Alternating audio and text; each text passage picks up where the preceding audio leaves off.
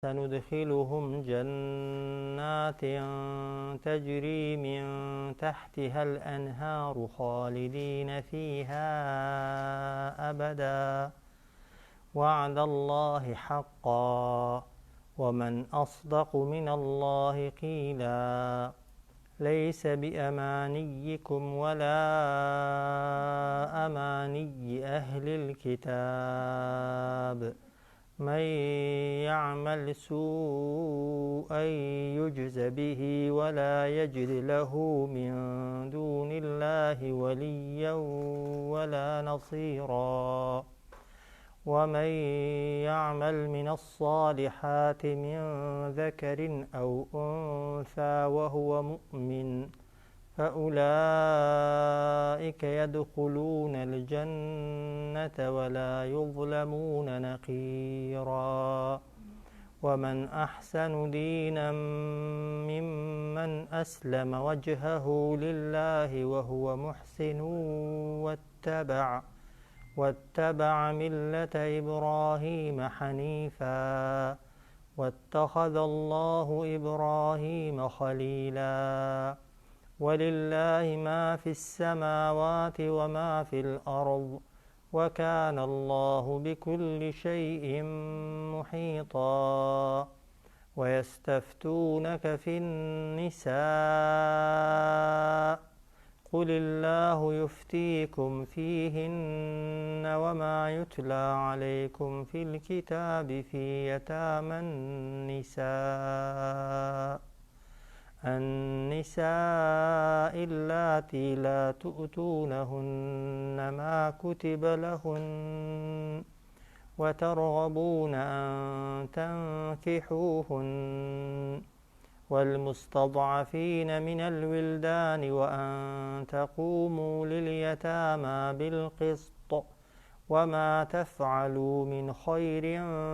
فإن الله كان به عليما بسم الله الحمد لله الصلاة والسلام على رسول الله محمد وآله وصحبه ومن والاه لتفسير سورة النساء قيشتنا آياتي 122 بلام طبعا آياتي 121 درنسوبون بيشتر دوباره عندكينه لآياتي 120 كخواد فرمد يعيدهم ويمنيهم شيطان عادتي وايا آدمي زاده كان دترسينه يا هرشان لدكا يا بليني دروينيان بيددا ويمنيهم واشيان لدكات كهمشة تنها هوايات وخيالات بكن بلام كارو كردوي چاكنكن بلام خوال فرمي وما يعدهم الشيطان إلا غرورا بلينو پەیمانەکانی شەیتان تەنها فریودانن هیچ حەقیقەت و ڕاستیەکیان تێدا نییە جا ئەگەر یەعید بە معنای بەڵێندان بێ بێگومان تەڵان شەیتان کاتێک بەڵێنێکت پێدەدا هانت دەدا ئەگەر ئەو کارە بکەی ئەگەر ئەو گوناهە بکەی ئەوەت بۆ دەکەم پێی ناکرێت چونکە شەیتان هیچی بەدەست نییە و کاتێکیش دەترسێنێ بە فەقیری دەترسێنێ فەقیری بەدەست نییە بە نەخۆشکردن بترسێنێ نەخۆشکردنی بەدەست نییە بە مردن بترسێنێ مردنی بەدەست نییە بۆیە شەیتان بەڵێنت پێ بدایە بترسێنێ کە یەعیدوهم دەکرێت بە هەردووکی تەفسیرکەین بڵێن شەیتان دەتان ترسێنێ یا بەڵێنتان پێدەدا وەیومەنیهم فێری ئەوەشتان دەکا کە تەنها هیوات و خۆزگە بخوازن بە خەیاڵات و ئاوات خواستن تێبکەون و ئیش نەکەن بەڵام خوا بۆ خۆی قەراری داوە دەفەرمێت وەما یەعیدهم الشەیطان إلا غرورا وعد و بەڵێنەکانی شەیتان یا هەڕەشە و ترساندنەکانی شەیتان تەنها فریودانن هیچ حەقیقەت و ڕاستیەکیان تێدا نییە چونکە شەیتان جوندیەکی بێدەسەڵاتە کەسێکی بێدەسەڵاتە مەخلووقێکی بێدەسەڵاتە بۆ خۆی داوای لە خوای کردووە کە خوا نەیمرێنێت و بهێڵێتەوە ڕێگای بدا بەندەکانی گومڕاکات و سەریان لێ بشێوێنێ خۆ ئەگەر خوای گەورە دەسەڵاتی بە شەیتان نەدات و تەمەن بە شەیتان نەدات و هێزێک قووەتێکی بە شەیتان نەدابایە لە ڕووی جەستەییەوە شەیتان هیچی پێ ناکرا و هیچیشی پێ نەدەکرا قەتیش نەماندیوە تەمەن شەیتان بێ هەڕەشەیەکت لێ بکات بتوانێت هەڕەشەکەی جێبەجێکە وەرە هەتا حیاتت هەیە بێ ئەمری شەیتان بکە لە ئەمری شەیتان دەرچوو شەیتان هیچ کاتێک دەتوانێت ئەزیێتتدا بێگومان نەخێر ئەگەر هەتا هەیە شەیتان وەسوەسەت بۆ دروستکە خودت بۆ دروستکە بیەوێ بێ ئەمریت پێ بکە بەڵام تۆ بە قسەی نەکەی دیسان شەیتان ناتوانێت خۆکەس شەیتانی نەدیوە لەسەر سەری ڕاوەستێ بە نمونە ئەگەر بێ ئەمریت کرد بتوانێت بتکوژەیان ئەزیێتتدایان ناڕەحەتتکە بێگومان جنۆکە و شەیاطینە خراپەکارەکان هیچ سوڵتە و هێزێکیان نییە بەسەر ئینسانێک کە ئیماندار بێت و پشتی بەخوای گەورە بەست بێ کاتێک ئینسان پشت لە خوا دەکات دەبێتە جوندی شەیتان خۆی لە بەرامبەر شەیتان و جنۆکەدا زەعیف دەکا ئەو کاتە دەگونجێ شەیاطین و جنۆکەکان نیسبەتێک ئازارت دەن و ناڕەحەتت بکەن بەڵام ئەگەر تۆ پشتت بەخوا ببەست بێت و ڕوود لە خوا بێ هیچ کاتێک شەیاطین و جنۆکەکان ناتوانن هیچت بۆ بکەن و ناتوانن هیچشت لێ بکەن جاخوا دەفەرمێ ئولائیکە ئەوانە کامانن یعنی هەم شەیاطینەکان کە خەڵکی فریو دەدەن هەم ئەوانەشی کە بە قسەی شەیاطینەکان دەکەن و فریو دەخۆن مەئواهم جەهەنەم شوێن و مانەوەیان دۆزەخە ئولائیکە ئەوانە یعنی فریودەر و فریو خواردووەکە گومڕاکەر و گومڕاکراوەکە سەرکردە و بەرپرسە شەیاطینەکان و ئەوانەی دەبنە شوێن کەوتەیان بەیەکەوە شوێنیان دۆزەخە ولا یەجیدونە دەستیشیان ناکەوێ ئەو کەسانە عنها کاتێک دەخرێنە جەهەنەم مەحیسا شوێنێک هانای بۆ بدەن و پەنای بۆ ببەن و بیگەنە پەناگای خۆیان و خۆیانی تێدا لە سزا و ناڕەحەتی ڕزگارکە پاشان دەرسی ئەوڕۆمان دەفەرمێت وەلەذینە ئامن و ئەوانەی کە ئیماندارن ئەوانەی ئیماندارن معلومە ئیماندارن یعنی ئیمانیان بە هەر شەش ڕوکنەکانی ئیمان هەیە لە دڵەوە وعملوا الصالحات و ئەوانەشی کە کار و کردەوەی چاکەیان ئەنجام داوە ئەوەی لە توانایان دابوو بێ سەنودخیلهم خوا دەفەرمێت لەمە و دوا دەیان خەینە جەناتین ناو چەندان باخ و باخاتەوە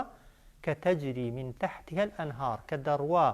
بەژێر هەر کامێک لەو باخانەدا کە دەیدەین بە بەهەشتەکان الأنهار چەندان ڕووبار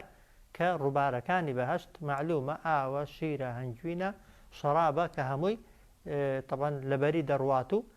بە هەموو باخەکانی بەهەشتیشدا هەر کامێک لە باخەکانی بەهەشتیش کە بە ئیمانداری دەدرێ ئەو خواردنەوانەی جگە لەوەی کە بە پەرداخ و بە دۆلکە و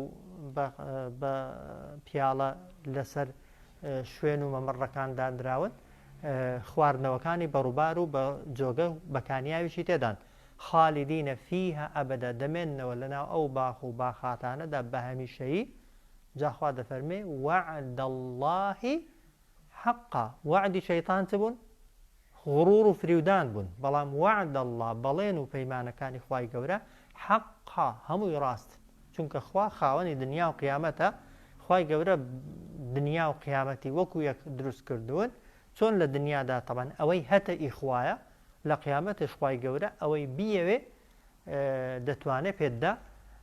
ومن ئەصدق من الله قیلە کێ هەیە قسەکانی لە قسەی خوای گەورە ڕاستتر و دروستتر بن کە هەموو مفەسرین دەفەرمون ئەوە شێوازەکەی پرسیارە کێ هەیە قسەکانی لە قسەی خوای گەورە ڕاستتر بن بێگومان ئەگەر وەڵام دەینەوە دەیڵێ نەخێر هیچ کەس نییە و ئەگەر ئەوەش بەیانی ڕاستترین قسەی خوای پەروەردیگارە قسەی هیچ کەسێکی دیکە بەقەت قسەی خوای گەورە ڕاست نێجا ئینسان ئەگەر ئەوەندە ئیمانی لاواز بێت و زەعیف بێت و بە قسەی خوا قەناعەت نەکات و بڕوای بە قسەی خوای نەبێ بەڕاستی هەر کەسەکە ئیماندار نییە هەر ئیمانی لە دڵیدا نییە شەیطانێک کە هیچ دەسەڵاتێکی دروستکردنی خۆشی نییە دەسەڵاتی مانەوەی خۆشی نییە دەسەڵاتی خواردنەوە و خواردنەوەی خۆشی نییە دەبێت لە خوا داوایکە بە قسەکانی فری و بخوا ئینسان بخەڵەتێ گوناهکات تاوانکە بە وەسوەسە و خوتخوتەکانی شەیاطین و جنۆکەکان بەڵام بە ئەمری خوا و بە قەراری خوا و بە وعدی خوا و بە بەڵێنی خوای گەورە نەیجوڵێنێت و کاری پێنەکات و ئیشی پێنەکا بێگومان ئەو کەسە و ئەو ئیمانە جێگای پرسیارە و دەبێت ضەربی سفر بکرێن ئەو جۆرە ئیمانانە والذین آمنوا وعملوا الصالحات ئەوانەی ئیماندار بوون لە دنیادا طبعاً و کار و کردەوەی چاکیان ئەنجام داوە بەڵام بە پێی توانا طبعاً هیچ کەسێک نییە هەرچی چاکە هەیە هەمووی پێ بکرێ بۆیە لە شوێنی کە خوا دەفەرمێت فاتقوا الله ما استطعتم خوای گەورە ڕەحمی کردووە لەگەڵمان لە خوا بترسە ئەوەندەی بۆت دەکرێت سندخلهم جنات لەمە دوادەیان خەینە باخانێک کە دەڕوا بەژێریاندا چەندان ڕووبات خالیدینە فیها ئەبەدە دەمێننەوە لە ناو باخ و باخاتەکاندا بە نەمری و بە هەمیشەیی کە ئەوە تەمەن لە چوونە بەهەشتەکەی زۆر خۆشترە وعد الله حقا بەڵێنی خوای پەروەردگاریش ڕاستن گومانتان لێیان نەبێ ومن أصدق من الله قيلا چێ هەیە قسەکانی لە قسەی خوای گەورە ڕاستتر و دروستتر بن جاخوا دەفەرمێت لەیسە بئەمانیکم لەیسە یعنی چوونە بەهەشت ئاگاتان لێ بێ بە هیوایەت و خۆزگە و پێخۆشببوونی ئێوە نییە وایە وەلا ئەمانیی ئەهلی الکتاب و بە هیوایەت و پێخۆشببوون و خۆزگە خواستنی ئەهلی کتابیش نییە جوولەکە و مەسیحیەکان تەوان بە پێخۆشی ئایا شەیطان لی بپرسی حەزت لە بەهەشتە یا لە بەهەشتێ نییە دەڵێ چی بێگومان حەزی لێ لە خۆشی ڕقی هەستاوە عینادی دەکا لە هەر کەسێکی بێدین و خراپەکار بپرسی نەک بەهەشت وەصفی نیعمەتێکی کاتی دنیایی بۆ بکە حەزی دەسێتێ وایە ئەدی وەصفی بەهەشت و خۆشیەکانی بەهەشتی بۆ بکەی ئەگەر ئیمانی پێی بێ بێگومان بەڵام ئاگاتان لێی بێ خوا دەفەرمێت پاڵ نەدەنەوە تەنها بە پێخۆشببوون و بە هیوایەت و خەیاڵاتی ژێر لێفە و دانیشتووی و بێماندوو بوون و بێ زەحمەت بگەن بە بەهەشت و بەڕەزامەندی خوای گەورە گەیشتن بە بەهەشت و بەڕەزامەندی خوای گەورە هەوڵ و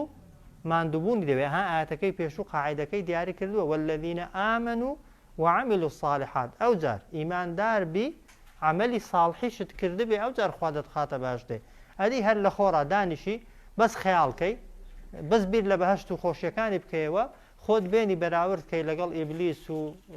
فیرعەون و دەسەڵاتدارە ستەمکارەکان لە مێشکی خۆتدا داینەی بڵێ جا خوا تا ئەوان هەبن بۆ من سزادا یانجا ئەمن خۆ چیم کردووە تا خوا سزام بدا جا خۆ من گوناهی گەورەم نەکردوون یاخۆ ئەگەر گوناهی گەورەشم کردبن بە نمونە خۆشەریکم بۆ خوای گەورە بڕیار نەداوە جاری وهەیە شەیطان لەو ڕێگایانەوە بۆت دێ لەو ڕێگایانەوە فریوت دەدا و دەتخەڵەتێنێ وات لێ دەکات بە حیسابی خۆی بە دروشمێکی جوان دێ وان لێ دەکا خوا ڕەحمی زۆرە وایە ئەمە دەڵێن خوا سەد ڕەحمی هەیە وایە تەمەن لەو سەد ڕەحمەتەی یەک دانەی هاتۆتە دنیای وایە بەو یەکەی بەشی هەموو مەخلوقاتەکانی داوە ئەی لە قیامەتێ ئەگەر 99 ئەوەندەی دیکەی ڕەحمەتی خواشی لەگەڵ بێ جاری وها بە ڕەحمەتی خوای گەورە شەیطان فریوت دەدا وان لێ دەکا ئەودا قەناعەتت بە ڕەحمی خوای هەبێ عیقابی خوای گەورە و سزای خوای گەورە و ناڕەحەتی و ئەو ئەشکەنجە و ئازارانەی کە خوا بۆ ئینسانی تاوانبار و خراپەکار دروستی کردوون ئەوانە لەبیر بچێتەوە کە زۆر هەڵەیە ئینسان دەبێت هەمیشە ئاگای لێ بێ بەڵێ خوای گەورە ڕەحمانە و ڕەحیمە بەڵام لە هەمان کاتدا شەدید العیقابیشە خوای گەورە قەهاریشە جەباریشە هەموو سیفەتەکانی خوای گەورە دەبێت بێکەوە لێک کاتیدا ئینسان ئیمانی پێیان هەبێ جاخوا دەفەرمێت لەیسە بئەمانیکم چوونە بەهەشت بە خۆزگە و هیوایەت و پێخۆشببوونی ئێوە نییە با ئیمانداریش بن هیچ ئیماندارێک بە هیوایەت و خۆزگە و پێخۆشببوون ناگاتە بەهەشتێ سەیری پێغەمبەران کەن خۆ پێغەمبەران خوای گەورە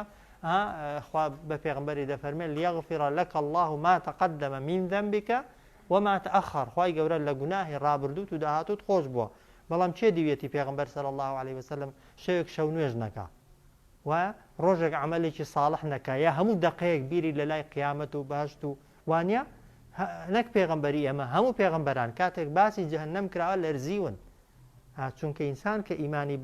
بە بەهەشتێ هەبوو دەبێت ئیمانی بە جەهەنەمێش هەبێ چۆن کە باسی بەهەشتێ دەکرێت دڵت دەگەشێتەوە و دڵت خۆش دەبێت و خۆت دادەنەی خوا بتخاتە بەهەشتێ ئومێد دەکەی خوا بتخاتە بەهەشتێ بەڵێ ئەوە جێی خۆیەتی بەڵام کە باسی جەهەنەمیش کرا دەبێت دڵت بلەرزێ دەبێت بترسی مەترسیشت هەبێ خوا ئەگەر ئەتۆی خستیوێ ئەو کاتە چی بۆیە دەبێت هەموو هەوڵێک بدەیت بۆ هیچ ئەگەرێک و کونێک نەمێنێتەوە لێەوە خوای گەورە بەهۆیەوە سزاددا بۆیە خوا دەفەرمێت لەیسە بئەمانیکم بە هیچ شێوەیەکی چوونە بەهەشت بە هیوایەت و خۆزگە و پێخۆشببوونی ئێوە نییە وەلا ئەمانیی ئەهلی الکتاب و بە هیوایەت و خۆزگە و پێخۆشببوونی خاوەن کتێبەکانیش نییە جوولەکەکانیش نییە ها جوولەکەکان دەیانگوت خوای گەورە بەهەشتی بەزە بۆ ئێمە دروست کردووە تەنها و تەنها ئەوەی لە قیامەتێتە زێدە باشتە تەنها شوێنکەوتوانی موسان مەسیحیەکان دەیانگوت تەنها مەسیحی شوێنکەوتوانی عیسای دەستنە بەهەشتێ جوولەکەکان دەیانگوت ئەگەر خوای گەورە سزاشماندا بمان خاتە ئاگریش تەنها 7 ڕۆژ دەمان خاتە ئاگر چونکە باب و باپیرانی ئێمە کاتی خۆی 7 ڕۆژ گوێرەکەیان پەرستووە ئەگەر خوا سزاشماندا هەر 7 ڕۆژانە سزامان دەدا ئەوانە هیوایەت و خەیاڵاتن نە ئەهلی کتاب بە خەیاڵات خوا دایانگەێنێتە باشتێ ئەی ئیماندارینە ئێوەش ئاگاتان لێی بێ نەڵێن لەبە ئێمە ئومەتی محەممەدین و شوێن کەوتەی پێغمبەری ئاخر زەمانین و هەر بەناو وشەی مومین و مسلیم لەسەر هەویەکەمان بێت تەواو تازە ئیشمان نەماوە خی گەورە ڕێک بۆ ناوقەتی باشتە دروستی کردوین ئەو خەیاڵ و هیوایەتە لە ناو مشکی ئینساندا نابێ هەبێ بەعکسەوە ئینسان لە زیاتی هیوایەت و خەیاڵات دەبێ هیممەت و تەبان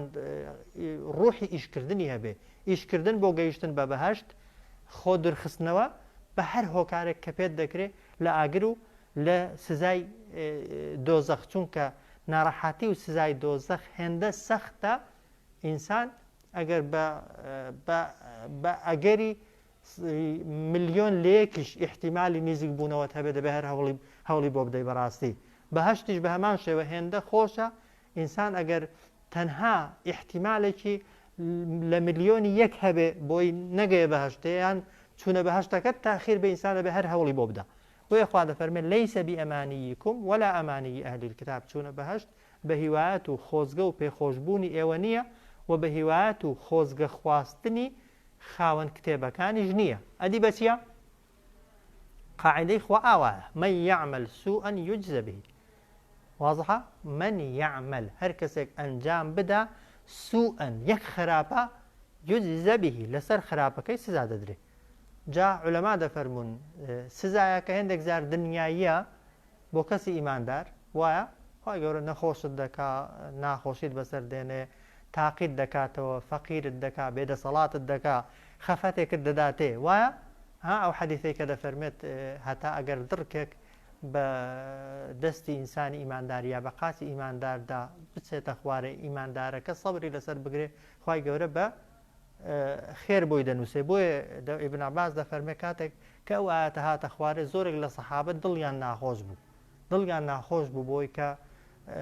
ئینسان هەر خراپەیەکی کرد بێت ئەگەر خراپەکە بچووکیش بوو بێ خی گەورە عقوبەتدا و سزاددا لەسەری کەس ڕزگاری نابێ وایە بەڵام پێغمبەر صلی الله عليه وسلم فەرمووی ئینسانی ئیماندار خی گەورە بەهۆی بەڵاو موسیبەتەکانی دنیا ئیمتیحانی دەکات و وەکە ئیمتیحانیشی کرد گوناهەکان و تاوانەکانی لەسەر دەسڕێتەوە بۆیە بۆ ئینسانی ئیماندار زۆر جار سزاکە سزای دنیاییە ها خواکە بەسەرت دێنێ بۆچیش سزاکەی بەسەری هێناوی بۆی لە قیامەتی خی گەورە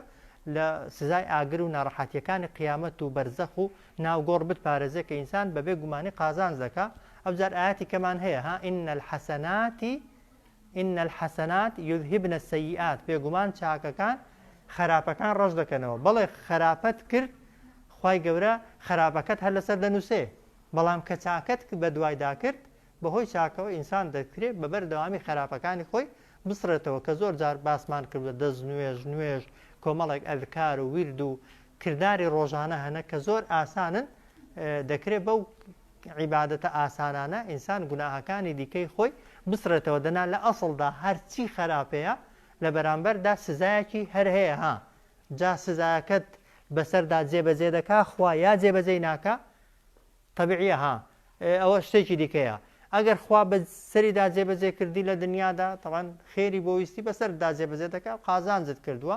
خۆ ئەگەر لە دنیادا سزاکەت بەسەردا جێبەجێ نەکرا و بە هیچ کردەوەیەکی لەسەر خۆت لا نەبرد ئەو کاتە دەکەوێتە قیامەت و خی گەورە لەسەری نووسی و جا عقوبەت دەدا و سزا دەدا لەسەری یانادا و مۆزوعێکی دیکەیە بەپێی جۆری تەوبە و جۆری کردەوەکانی دیکەت ولا يجد له دەست ناکەوێت بۆ ئەو کەسەی کە گوناهی کردووە من دون الله جگە لەخوا وەلیەن کەسێکی دیکە ببێتە سەرپەرشتیکاری کەسێکی دیکە بتوانێت گوناهت لەسەر بسڕێتەوە ولا نەسیرا کەسێکی دیکەش ئەگەر خوا سزای دای ناتوانێت سەرت خات و یارمەتیت دا واضحە ليس بئەمانیکم ولا ئەمانی ئەهلی الکتاب چوونە بەهشت بە هیوایەت و خۆزگە و پێخۆشبوونی ئێوە نییە و بە هیوایەت و خۆزگە خواستنی ئەهلی کتابیش نییە من يعمل سوءا يجزى به هەر کەسێک ئەنجام بدا خراپەیەک لەسەر خراپەکەی سزا دەدرێ جا سزای دنیایی یا قیامەتی ولا يجد له دەست ناکەوێ بۆ ئەو کەسە من دون الله جگە لە خوا وەلیەن کەسێک لە قیامەتێ ببێتە سەرپەرشتیکاری وەلا نەسیر و کەسێکی شت دەست ناکەوێ ببێتە سەرخەر و یارمەتیدەر و پشتیوانە جا حەسەنی بەسری ڕەحمەتی خوای لێبێت لە تەفسیری ئەو ئاەتەیدا دەفەرمێت لەیسە الئیمان بالتەمەنی ها ئیمان بە خۆزگە خواستن نییە بڵێ حەزم لێ ئیماندارێکی باش بم حەزم لێە ڕەفیقی پێغەمبەر بم حەزم لێ ڕەفیقی سەحابە بم حەزم لێ لە بەهەشتێ شوێنەکەم و جێگایەکەم و بەهەشتەکەم و خانوەکانم لە مەرتەبەی 70 و 80 و 100 و ئەوانەدا بن ئەو ئیمان و باوەڕە بە خۆزگە خواستن و بە پێخۆش بوون دەست هیچ کەسێک ناکەوێ بەڵکو چۆن دەست دەکەوێت دەفەرمێت ئیمان وەلا بالتەحەلی ئیمان بە بەرگ و پۆشاکی بەرگێک شتێک لەبەر دەکەم ئەگەر سیمایەکەت ڕوخسارەکە لەی مسلمانان چوو تاو حسابت تەواوە ولكن ما وقر في القلب دەفەرمێت ئیمان ئەوەیە کە لە دڵتدا جێگیر بێ ئەوە یەک وصدقه العمل کردارەکانیشت ئیمانەکەت بەڕاست دابنێن ئەو جار دەفەرمێت ئینە قەومەن ئالیهەتیهم الئەمانی دەفەرمێت خەڵکانێک پەیدا بوون خیوات و خۆزگەکانیان لێبووە بەخوا هێندە بیر دەکەنەوە هێندە خەیاڵات دەکەن هێندە خۆزگە دەخوازن نیو هێندە یا چارێکی ئەوەندەی کردار ناکەن دەفەرمێت ئەو هیوات و خۆزگانەیان لێبووە بەخوا حتا خەرەجوا من الدنیا ولا حەسەنەتەن لە و خەیاڵاتی زۆر بێ هیچ ناکە جا دەفەرمێت کە لە دنیاە دەسێتە دەرە هیچ چاکەی بۆشەوە و بۆشتی دنیای شەروایە وانە جا دەڵێسی وەقال و نەحسین بالله ظەنن ئەو جۆرە کەسانە دەڵێن ئێمە گومانی باش بەخوا دەبین بەڵام دەفەرمێت وەکەذەبوا لەو ئەحسەنوا الظەن برەبیهم لە ئەحسەنوا العەمەل دەفەرمێت درۆ دەکەن ئەگەر کەسێک گومانی باش بەخوا ببە دەی کردداری چاک دەکە وایە تۆ ئەگەر گومانی باش بەخوا ببەی ئیمانت بە قسەی خوا هەبێ خوای گەورە چەند باسی بەهەشتی بۆ کردووی ئەو هەموو وەسفانەی بەهەشتێ لە قورئانی باسی بەهەشتێک رابێت وەسفی بەهەشتێک رابێ ئیلا لە پێشەوەدا خوای گەورە کۆمەڵێک سیفاتی باس کردوون فەرموویەتی ئەوەی خاوەنی ئەو سیفەتانە بێ دەیبینە بەهەشتێ وایە یا دوای ئەوەی کە باسی بەهەشتەی کردووە خوا دەفەرمێت جەزاء بیما کانوا یعملون ئەوە لە پاداشتی ئەو کار و کردەوانەیە کە کردوویەتی یەک کەس نییە ئەهلی بەهەشت بێ بە هیوات چوو بێتە بەهەشتێ یەک کەس نییە باڵەخانە و کۆشکەکانی بەهەشتی بەدەست هێنابێت لە دنیادا تەنها هیوات و خۆزگەی خواست بێ بە عەکسەوە تەوان ئینسان بۆ ئیشی دنیایش وەرە لێرە دانیشە وایە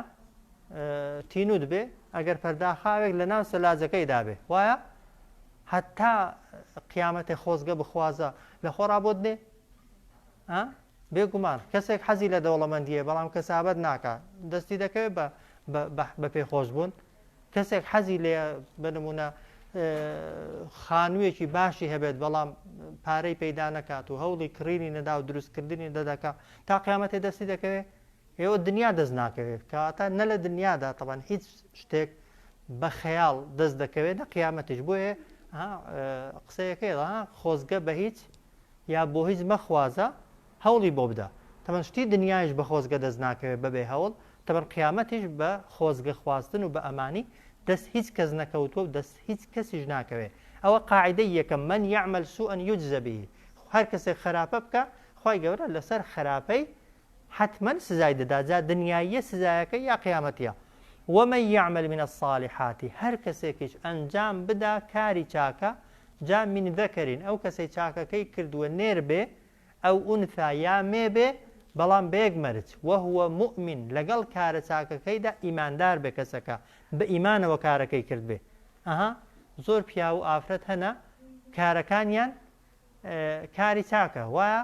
بەڵام پاڵنەری کارە چاکەکەیان ئیمان نییە ئیمان بە قیامەت و بە بەهەژ نییە لەبەر خاتری دنیا یا لەبەر مەسلحەتێکی دنیای کارەکەی کردووە کارەکەی چاکە بەڵام ئیمانی دڵی لەگەڵدانیە هیچ پاداشتێک لەسەر وەرناگرێ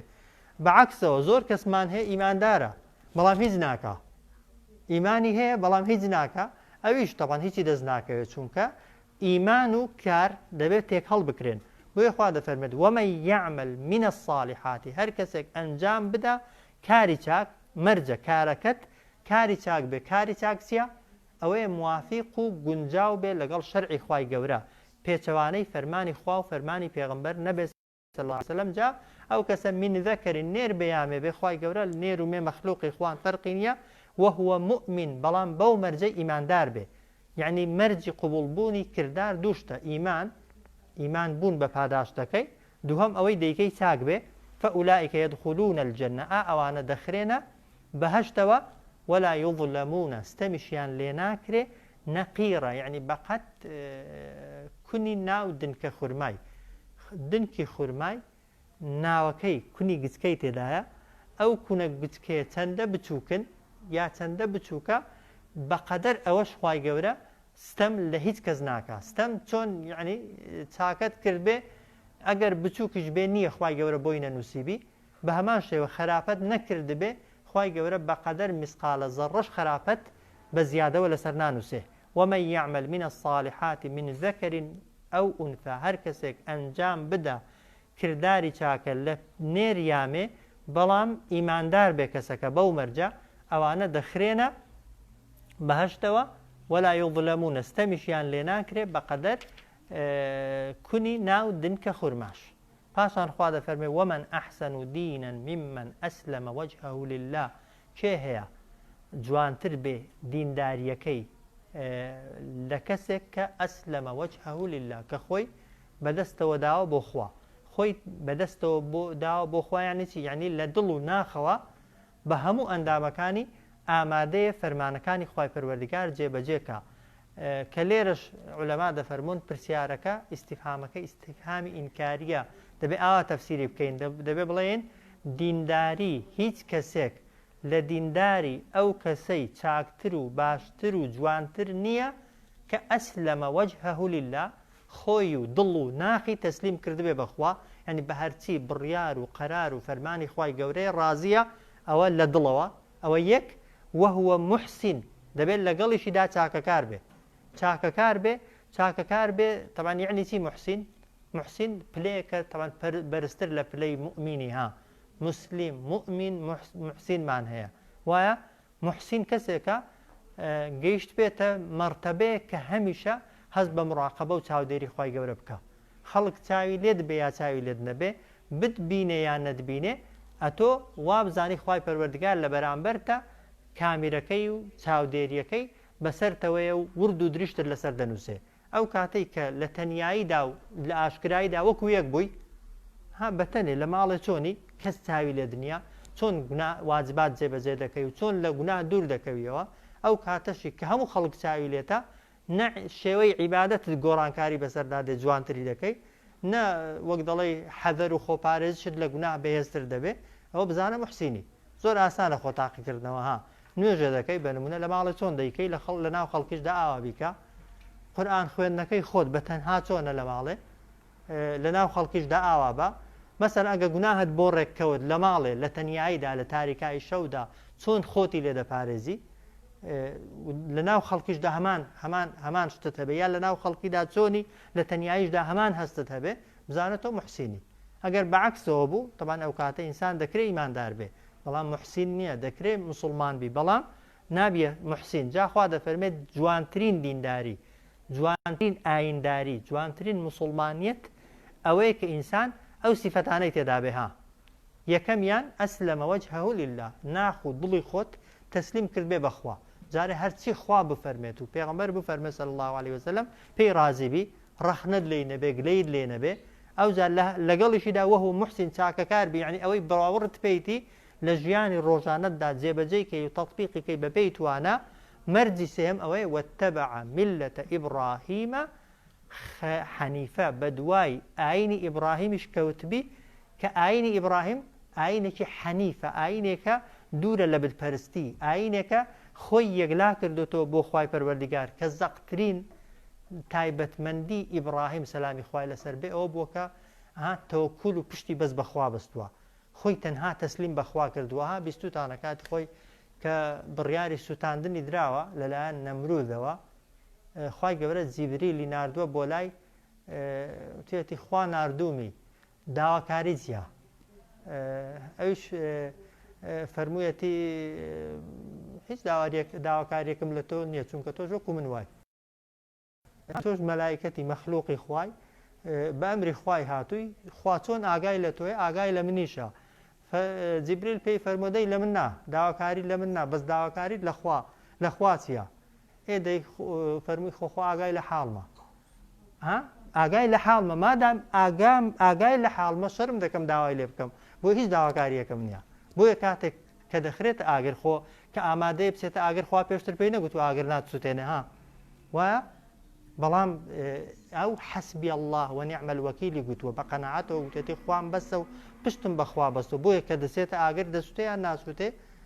ناسووتێ خوای پەروەردگار دەیهێنێتە دەرێ قەستم بۆچی خوا نایسووتێنێ لەبەرەوەی بە تەواوی لە دڵەوە خۆی تەسلیم بە ئەمری خوای گەورە کرد ئامادە بوو لە پێناوی خوادا بسووتێ خوانەی سووتان کاتی خۆی کە هاجرە و ئیسماعیلی لە مەکەی بەجێهێشتون چۆن بەجێهێشتون ئیسماعیل لە تەمەنی دوای 90 ساڵی لای کەمی هەندێک دەڵێن دوای 100 ساڵیش خوای گەورە پێی داوە وانێ لە شوێنێک بیابانێکی بێ کەس و بێ ئاوەدانی بەجێهێشتون کە دەژڕوا هاجرە پێی دەڵێ ئەمری خوایە یان دەماندەیە دەستی چێ لێرە هاجرە ینی ئیبراهیم دەڵێ ئەمری خوایە بۆ کە دەڵێن ئەمری خوایە هاجرە قەناعەت دەکات دەڵێ مادام ئەمری خوای بێ خوای گەورە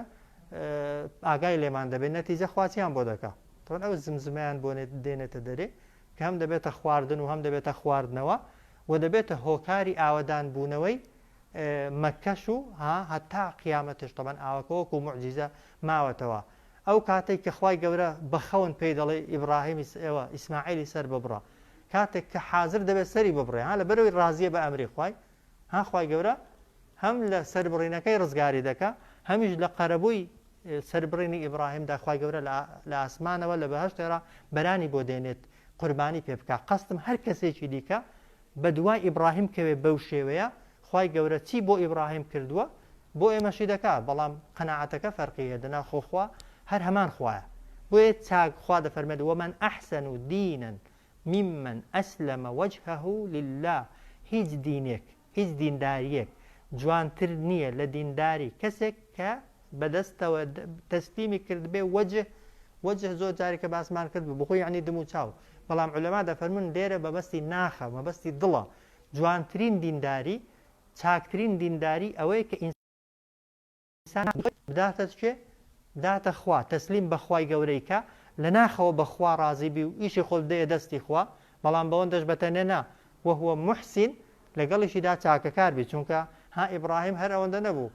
ئامادە بێ بسووتێ هەر بە فعلیش ڕۆیشت بۆ ناو ئاگرەکەی ئەو جار خوای گەورە ئاگری بۆ فێنک کردەوە وایە ئیسماعیلی برد چاقۆکەی لەسەردانە بە ئەمری خوای نەیبڕی دەنا لە ئیشەکەی بووبوویەوە خۆ ئەگەر چرکەیەکی دیکەتەوان خوای گەورە بەرانەکەی بۆ نەناردبایە بۆیە لەگەڵیشیدا دەبێت چاکەکار بی پاشان وەتەبع ئیبراهیمە میلەتە ئیبراهیمە بە دوای ئاینی ئیبراهیمیش کەوتبێ کە ئاینی ئیبراهیم حەنیفە ئاینێکە ڕێک و ڕاستە و دوورە لە هەموو خواری و خێچیەک واتخذ الله ئیبراهیمە خەلیلە خوای گەورە ئیبراهیمی کردووە بەچی بە خەلیل ینی بە دۆست و خۆشەویستی خۆی کە ئەو پەڕی خۆشەویستی خۆی بۆ ئیبراهیم پێغەمبەر سەلامی خوای لەسەر بێ بڕیارداوە ولله ما في السماوات وما في الأرض هی خوایە هەرچی لە ئاسمانەکان و لە زەویدایە وكان الله بكل شيء محيطا خوای گەورە بە هەموو شتێکیش دەورەی داوە دەورەی هەموو شتێکی داوە بەچی هەم بە عیلم هیچ شتێک هەیە لەو کەونەدا هەبێ خوا نەیزانێ نا ئەو جار هیچ شتێک هەیە لە کەوندا خوا نەیبینێ بێگومان نەخێر هیچ شتێک هەیە بگوترێت لە کەوندا خوای گەورە نەیبیستێ نەخێر هیچ شتێک هەیە لە کەوندا هەبێت و خوای گەورە دەسەڵاتی بەسەردانە بێ بۆیە محیط ئیحاطە یعنی دەورەدان خوای گەورە لە هەموو شتێک هەمووی دەزانێ دەسەڵاتی تەواوی بەسەر هەموو شتێکدا هەیە هەرچی هەیە هەمووی دەبینێ هەرچی دەگوترێ هەمووی دەبیستێ بۆیە دەفەرمێت هی خوایە هەرچی لە ئاسمانەکان و زەویدایە وەکان الله بكل شيء خوای گەورە بە هەموو شتێک دەورەی داوە دەورەی هەموو شتێکی داوە خی گەورە دەسەڵات و توانا و زانست و بینین و بیستنی بەسەر هەموو دروستکراوەکانیدا هەیە لە هەموو چرکە و کاتێکدا وەیەستەفتونەکە فی النیساء ئەو جار خی گەورە بە پێغەمبەر دەفەرمێن پرسیارت لێ دەکەن و داوای ڕوونکردنەوەت لێ دەکەن سەبارەت بە ئافرەتان قل الله پێیان بڵێ خوا یفتیکم فیهن یارتان بۆ دەدات و ڕوونکردنەوەتان بۆ دەدا سەبارەت بە ئافرەتان وازحە فتوادان و بڕیاردان بۆ دیاریکردنی مافی ئافرەت یا ئەرکی ئافرەت ئیشی پێغمبەریش نەبوو عەلەیهی سەڵات وەسەلام ئیشی خوا بووە وایە بە تایبەتی لە مەسەلەی میرات و مارەیی و ئەو دەسەڵاتە ئەو حەقانەی کە دەبێ بۆیان دابین بکرێت یا ئەو مافانەی کە دەبێ پێیان بدرێ یا ئەو ئەرکانەی کە دەبێ ئافرەت جێبەجێکەن چێ دایناون بڕیارەکان چێ بڕیارەکان دەردەکا خوا وەیەستەفتونەکە فی النیساء پرسیارت لێ دەکەن ئەی محەممەد صلی الله عليه وسلم سەبارەت بە ئافرەتان قل الله یفتیکم پێیان بڵێ خوا یفتیکم بڕیارتان بۆ دەدات و فتواتان بۆ دەدات و ڕوونکردنەوەتان بۆ دەدا فیهن سەبارەت بە ئافرەتان وما يتلى عليكم في الكتاب في يتامى النساء اللاتي لا تؤتونهن ما كتب لهن وما يتلى عليكم وأوي دەخوێندرێتەوە بەسەرتاندا لەو کتێبەدا ئەوەی خوێندرایەوە لە سەرەتای سوورەتەکەدا سەبارەت بە ئافرەتان وما يتلى عليكم ئەوەی دەخوێندرێتەوە بەسەرتاندا في الكتاب لەو کتێبەدا سەبارەت بەچی في يتامى النساء سەبارەت بەوانەی کە بێباوکن و ئافرەتن ئەلاتی ئەو ئافرەتە بێباوکانەی لا تؤتونهن کە ئێوە پێتان نەدەدان ما كتب لهن ئەو بڕیار و حەق و مافانەی کە خوا بۆی دانابوون وازحە خی گەورە لی قەدەغەکردن خی گەورە بڕیاری بۆ دەرکردن خی گەورە یاسای بۆ دانان ئافرەتانی بێباوک کە لە ناو ئێوەدا پێشتر پێیان نەدەدرا ئەو مافانەی کە بۆیان دیاریکرابوون وتەرغەبوونە پێتان خۆش بوو ئەن تەنکیحوهن مارەیان کەن بەبێ ئەوەی هیچ مارەیەکیان بۆ دیاریکەن جا ئیبن عەباس دەفەرمێت کاتی خۆی لە سەردەمی پێش ئیسلامدا ئەگەر کەسێک مردبا بنمونە کچی لە پاش بەجێ مابانە نزیکەکانی چیان دەکرد دەڵێن پەردەیەکیان بەسەر کچەکەی دادەدا بەگچکەی کە پەردەیان بەسەردادەدا علامەتی ئەوەی بووکە ئەو ئافرەتە قەدەغەیە ئەوە بکە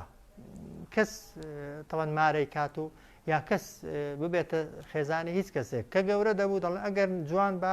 تەوەن مارەیان دەکرد بەبێ هیچ حەقێکی بدەنێ هیچ حەقێکی بدەنێ هەتا مارەیشیان نەدەدایە و ئەو ماڵەشی کە هەبوو دەستیان بەسەردا دەگرت ئەگەر جوان نەبا ناشیرن بانیان دەشت کەس مارەیکە هەتا دەمرد بۆی ماڵەکەی بۆ کەس نەبێ جا خی گەورە تەوان ئەوەی قەدەغە کرد لە سەریان ئاەتەکە باسی ئەوەیە وەیەستەفتونەکە فی النیساء پرسیارت لێ دەکەن سەبارەت بە ئافرەتان قل الله یفتیکم فیهن پێیان بڵێ خوا بڕیار و یاساتان بۆ دەردەکا سەبارەت بە ئافرەتان وما يتلى عليكم في الكتاب وما يتلى يعني وأوشي كخويندرايوا بسرتاندا لو كتابدا يعني جيبجيكن في يتامى النساء سبارت بباوكاني آفرت اللاتي لا تؤتون أو بباوكاني كأيوة بيتان نددان ما كتب لهن أو شتاني كخوا بويدانابون لما ريو ميرات وترغبون حستان لبو بيتان خوش بو أن تنكحهن ماريان كان ببئوي مارەیان بۆ بدەنێ یا حەقیان دەن پاشان دەفەرمێ وەالمستەضعفینە من الویلدان وەخوای گەورە بڕیارتان بۆ دەردەکا سەبارەت بەوانەشی کە لاواز و بێهێزن لە منداڵان تەبەن هەر کچان نا کوڕانیش ئەگەر گچکەبانە و بچووکبانە و دەسەڵاتیان نەبایە کاتێک دەمردن تەبەن کەس و کارەکەیان هیچ میراتێکیان پێ نەدەدا چونکە دەیانگوت کەسێک نەتوانێت سواری ئەسپی بێ شەڕمان بۆ بکە نابێت لە میراتیش هیچ پشکێکی هەبێ كأوه طبعا تيجيشتني أوان بوبوي خواده فرمي والمستضعفين من الولدان وخواي جورة بريارتان بودردكا سبارت بوانشي كبيد صلاة لمن دالان وبرياري شي دي كسيه كخوابوتان دردكا وأن تقوموا خواي جورة فرمانتان بيدكا جيبا جيكن لليتامى لقل هتيوان بالقسط دادگري وأن تقوموا فرمانتان بيدكا هستن بأنجام داني دادگەری لەگەڵ هەتیواندا وأن تقوموا لليتامى خوای گەورە بڕیاری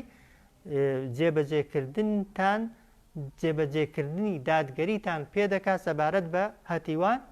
وما تفعل من خير ئاگاداریش بن هەرچی ئەنجامی بدەن لە چاکە فإن الله كان به عليما بێگومان خوای گەورە بەو کارەی کە ئێوە دەیکەن زۆر ئاگادارە و زۆر زانایە. ئەگەر سەیری وشەکان بکەینەوە والذين آمنوا ئەوانەی کە ئیماندار بوون وعملوا الصالحات کاری چاکەیان ئەنجامدا سندخلهم لەمە دوادەیان خەینە جەناتین باخانێک تەجری کە دەڕوا من تحتها بەژێریدا الأنهار چەندان ڕووبار خالدینە دەمێننەوە فيها لەو باخانەدا ئەبەدە بە هەمیشەیی وعد الله بەڵێنی خوا حەقە ڕاستە ومن أصدق چێ ڕاسترە من الله لەخوا قیلە قسەکانی لەیسە نییە یعنی چوونە بەهەژ نییە بئەمانیکم بە هیوایەتی ئێوە ولا ئەمانیی و بە هیوایەتی ئەهلی الکتاب خاوەن کتێبەکانیش من یعمل هەر کەسێک ئەنجام بدا سوئەن خراپەیەک یوجزە سزا دەدرێ بهی بەو خراپەیەی خۆی ولا یەجید دەستیش ناکەوێ لەه بۆ ئەو کەسە گوناهەکەی کردووە من دون الله جگە لەخوا وەلیەن کەسێک ببێتە سەرپەرشتی کاری لە قیامەتێ ولا نەصیر یا ببێتە یارمەتی دەری ومن یعمل هەر کەسێک ئەنجام بدا من الصالحات کاری چاکە من ذەکەرین کەسەکە نێر بێ ئەوەی چاکەکەی دەکا ئەو ئونثا یا مێ بێ وهو مؤمن بەڵام ئەو ئیماندار بێ فأولئك ئەوانە يدخلون الجنة دەخرێنە بەهەشتەوە ولا يظلمون ستەمیشیان لێ ناکرێ نەقیر بەقەدەر کونی ناو دنکە خورماش ومن أحسن دينا کێ جوانترە دینەکەی ممن لەو کەسەی ئەسلەمە بەدەستەوە دەدا وجهه ڕوخسار و دڵی لله بۆ خوا وهو و ئەو کەسە محسین چاکەکاریش بێ واتبع و شوێن ملەتە ئیبراهیمە ئاینی ئیبراهیمیش کەوتبێ کە حەنیف کە ئاینێکی بێگەردە و بێغەشە واتەخەذ الله بڕیاری داوە خوا ئیبراهیم خەلیلە بیکاتە ئەو پەڕی خۆشەویستی خۆی ولله هی خوایە ما في السماوات وما في الأرض هەرچی لە ئاسمانەکان و هەرچی لە زەویدایە وكان الله خوا بكل شيء بە هەموو شتێک محیط دەورەی داوە یعنی دەسەڵاتی بەسەر هەموو شتێکدا هەیە وەیەستەفتونەکە داوای ڕوونکردنەوەت لێ دەکەن و پرسیارت لێ دەکەن فی النیسائی سەبارەت بە ئافرەتان قل الله پێیان بڵێ خوا یفتیکم فیهن ڕوونکردنەوەتان پێدەدا بڕیارتان بۆ دەدا سەبارەت بە ئافرەتان وما یوتلا عەلەیکم و ئەوەی دەخوێندرێتەوە بەسەرتاندا لەو کتێبەدا فی یەتامە النیسائی سەبارەت بە بێباوکانی ئافرەت ئەلاتی ئەوانەی لا تؤتونەهن کە پێت ما كتب لهن ئەو مافانەی کە بۆیان دیاریکرابوو وتەرغەبوونە پێتان خۆش بوو ئەن تەنکیحوهن مارەیان کەن بەبێ مارەیی والمستضعفین و ئەوانەی لاوازن من الویلدانی لە منداڵان وأن تقوموا وخوا فەرمانتان پێدەکا هەستن لليتامى بۆ هەتیوان بالقسط بەدادگەرانە وما تفعلوا هەرچی ئەنجامی بدەن من خەیر لە چاکە فإن الله بێگومان خوا كان به بەو کارەی کە ئێوە کردوتانە عەلیمە زانایە. صلى الله عليه وسلم.